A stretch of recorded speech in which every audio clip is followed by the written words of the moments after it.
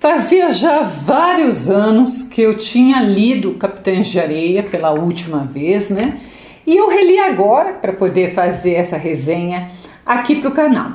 Claro que eu já sabia da importância desse livro, mas eu tenho de reconhecer que eu fiquei impressionada como Capitães de Areia ainda é atual e como ainda é muito bom.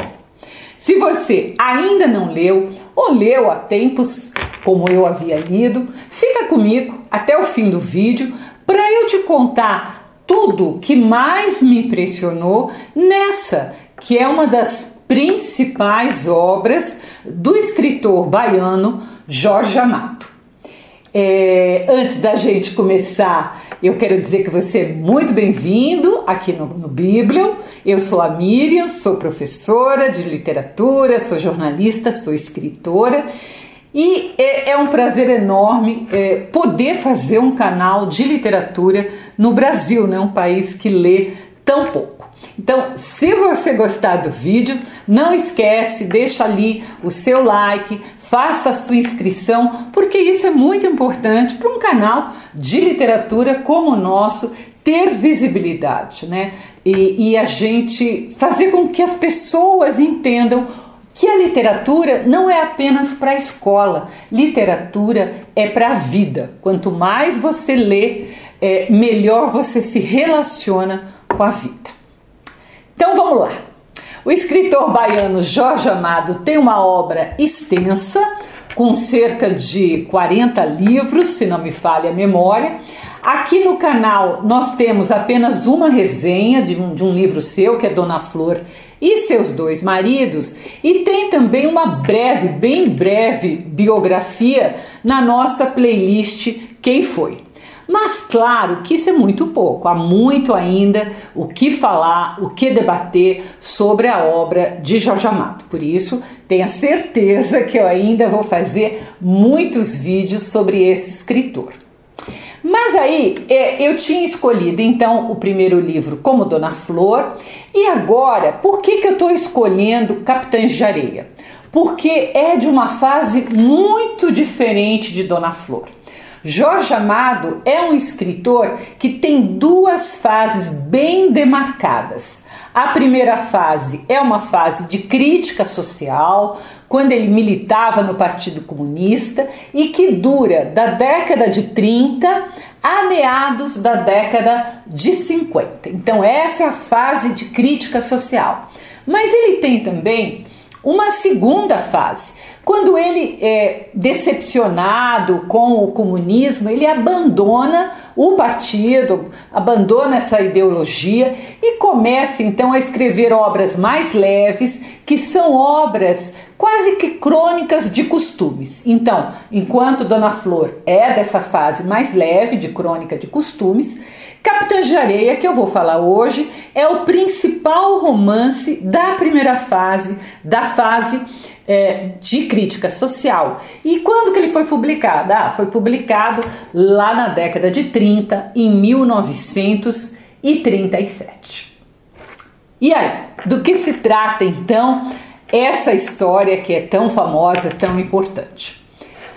Como quase todos os seus livros, né? A história se passa na Bahia, ele conhece a Bahia muito bem, Jorge Amado. Nesse caso aqui, ela se passa em Salvador e vai falar sobre uma gangue de meninos de rua que roubam para sobreviver. Logo, você já é impactado logo no início, porque o livro começa de uma forma muito diferente. Ele começa com notícias de jornal, um jornal lá da Bahia, de Salvador, sobre a gangue que se chamava, claro, Capitães de Areia. Então, a partir da primeira matéria do jornal, outras matérias são publicadas com a opinião do chefe da polícia de Salvador, do juiz de menores, de uma mãe que é costureira, que fala mal do reformatório, porque quando os meninos eles são pegos, eles são enviados para o reformatório. Tem uma outra matéria que é do diretor do reformatório e tem até de um padre que é arrolado na história. Então, esses personagens todos, eles mandam cartas para o jornal, né? E o mais interessante é que cada um deles se exime de culpa. Então, um acusa o outro, mas eles mandam as cartas se defendendo como se eles não tivessem qualquer responsabilidade por existir, né? Meninos que têm de morar na rua e têm de roubar para sobreviver e que quando são pegos, ao invés de ter uma medida educativa, né? Muitos eles pioram porque eles vão parar num reformatório onde eles chegam a ser torturados, né? E alguns até nem sobrevivem. Claro, nós estamos falando da década de 30, né? Que esses reformatórios eram uma coisa muito comum, mas tem muita coisa parecida hoje em dia. Apesar do grupo de Capitães de Areia ser grande, cerca de 100 meninos, né, o narrador nos conta, de todas as idades, dos 9 aos 16 anos e de todas as cores, né, como diz o autor, a história ela vai focar no líder do Capitães de Areia, chamado Pedro Bala, e seus companheiros ali mais próximos, né, eram quase subchefes junto com o Pedro Bala. O Pedro Bala é um chefe respeitado, apesar de adolescente, é um chefe respeitado e ele é justo. Ele é filho de um estivador do porto que foi assassinado por liderar uma greve por melhores condições de trabalho. Então, começa aí então a crítica social, tá? O Pedro Bala, ele é loiro, ele tem uma cicatriz no rosto e que ele ganhou em uma disputa, né, essa cicatriz numa briga com o antigo Capitães de Areia. Então o antigo vai embora e o Pedro Bala assume. Outros personagens próximos é o negro João Grande, que é o mais alto, mais forte do grupo, que não é lá muito inteligente, mas é uma pessoa boa, de bom coração. Ele dorme na porta do trapiche com um punhal próximo à sua mão para evitar qualquer surpresa, uma batida da polícia, de outras gangues e, claro, então, para proteger o grupo que está ali todo dormindo. Um outro menino, ele tem o apelido de professor, né? E ele recebeu esse apelido porque ele é o mais culto do grupo. Ele é o único que sabe ler. Na verdade, o nome dele é João José, uma brincadeira do autor que reúne os dois nomes mais comuns do Brasil, João e José, né? E apesar do professor só ter cursado 1 ano e meio de escola, muito pouco, né? 1 ano e meio é quase nada, de tanto ler, né? De ler sozinho, ele lia correntemente. E ele estava sempre reunindo os meninos ali para ler o jornal, as histórias dos livros que eles conseguiam, né? Então ele estava o tempo todo contando história para os companheiros.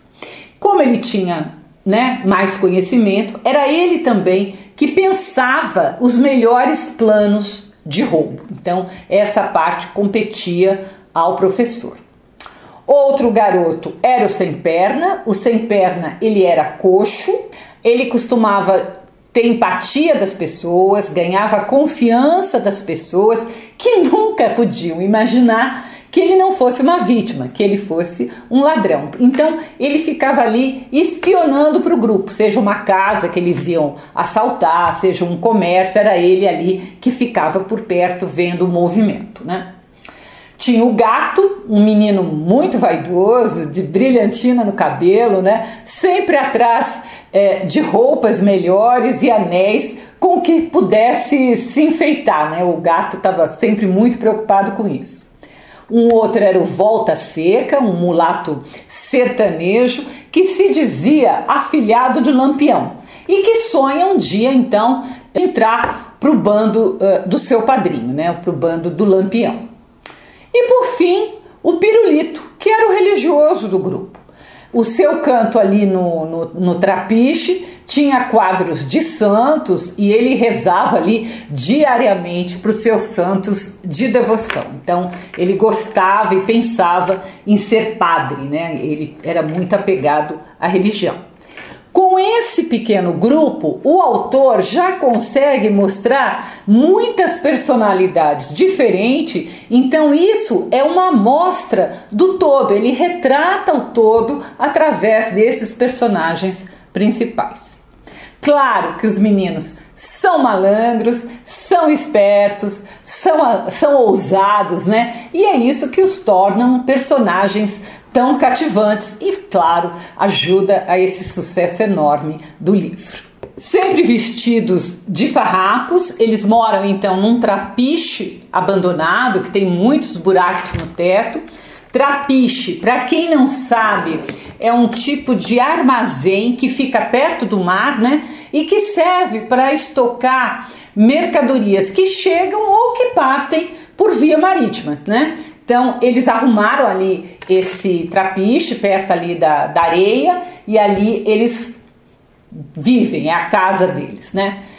É lógico que a história vai focar em um determinado momento, né, desse grupo em que fatos importantes ocorrem, como por exemplo, pela primeira vez, uma menina chamada Dora é aceita no grupo.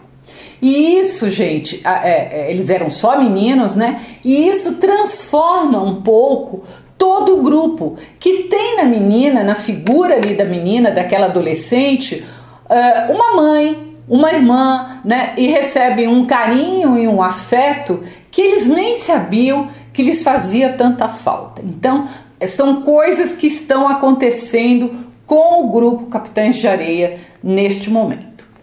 O Jorge Amado consegue fazer de uma realidade muito triste, de pobreza, de abandono, né? Um livro que em alguns trechos chega a ser até poético de tão sensível.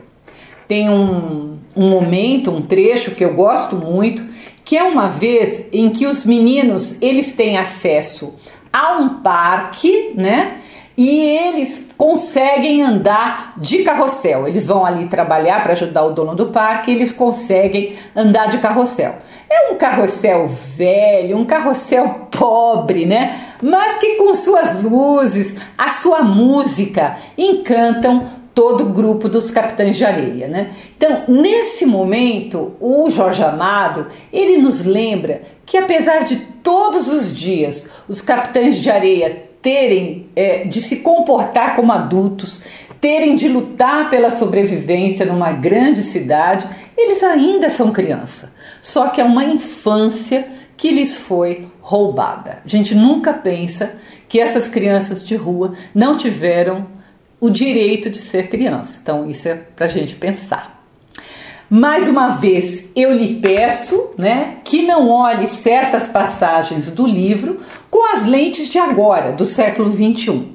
Por quê? Porque há, por exemplo, cenas em que os meninos estão acostumados a derrubar meninas no areal para ter relações com elas. Ou então, cenas em que a homoafetividade é completamente repudiada.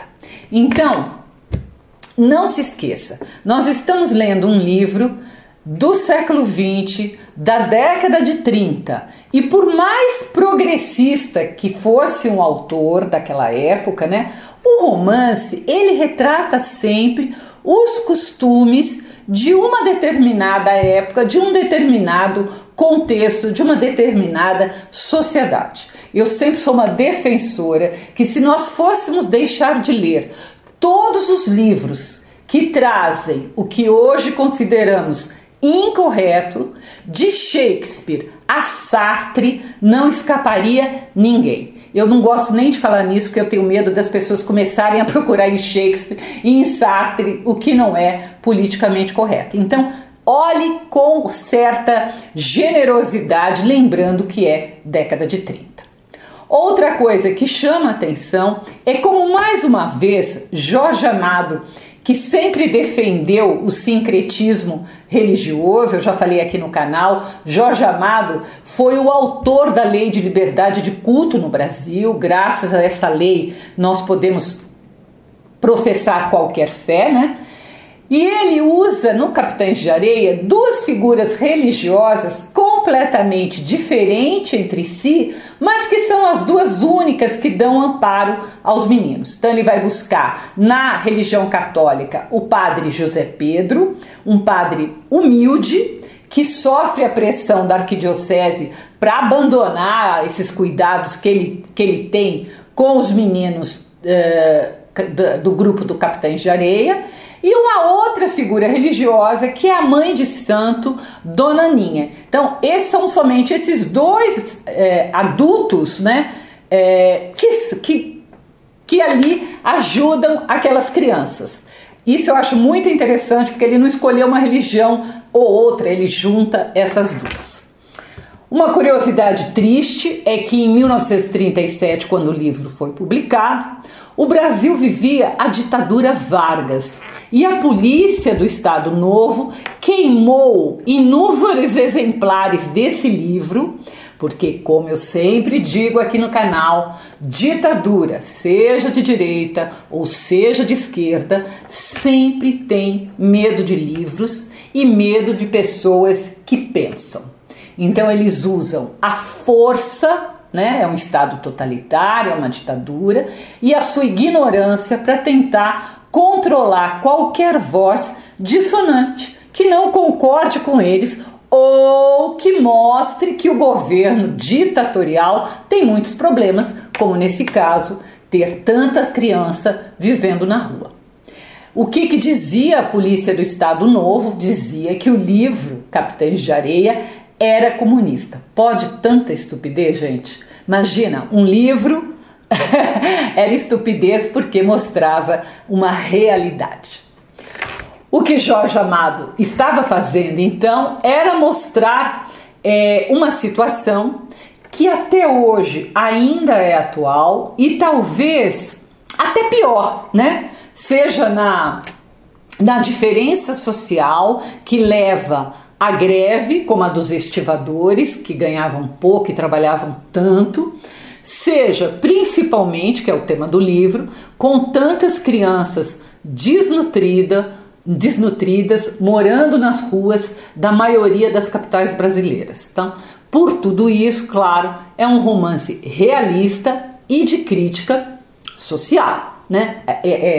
Um autor, quando ele faz um romance dele, ele quer abrir os olhos para uma outra realidade. Então, além de provavelmente, né, esse romance ter sido o primeiro romance em que um menino delinquente como o Pedro Bala é o protagonista, é o personagem principal. Então, é como se os leitores daquela época tivessem tendo pela primeira vez a oportunidade de conhecer o outro lado da história, né? O outro lado da sociedade. É isso que a literatura faz, né? Ela nos ajuda a viver outras vidas, né? E ter simpatia, empatia por outras vidas.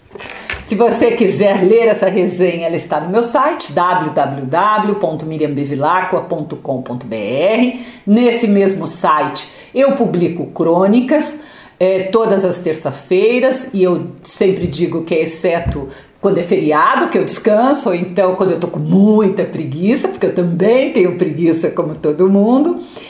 E se você puder, deixe seu like, comente, compartilhe, peça livros, tudo isso é importante para o crescimento do canal. Até o próximo post.